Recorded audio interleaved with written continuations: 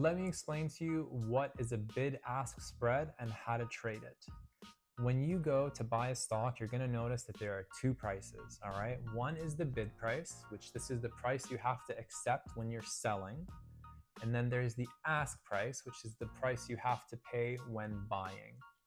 The bid price is always lower than the ask price. This is completely normal. And the spread is the dealer's profit margins, completely normal. When you want to put in an order to buy the stock, you can either put in a market order, which means you're going to take whatever the current price is, or you can put in a limit order specifying that you only want to pay up to this price. So if you see a stock that you really like and you just want to get in, you can put in a market order, which gets filled right away, or a limit order slightly above the market price, and you'll still get the market price.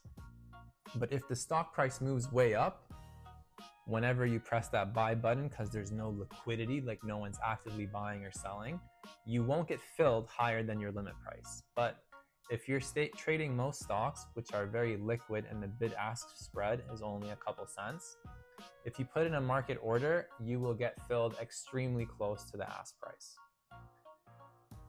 When you are selling and you put in a market order, you'll take whatever the stock market's giving you. You're a market taker, or you can be what's called a market maker, where you set your own price.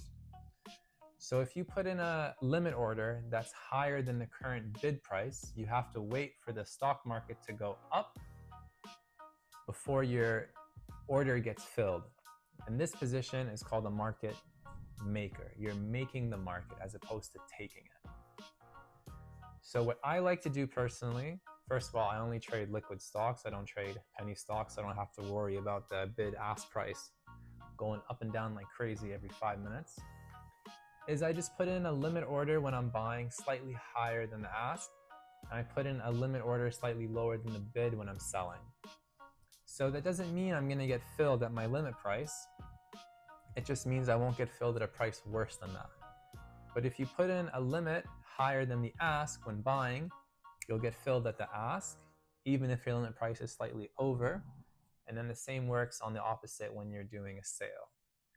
So I hope that made sense. If you have any questions or concerns, please let me know. And I'll see you on the next one.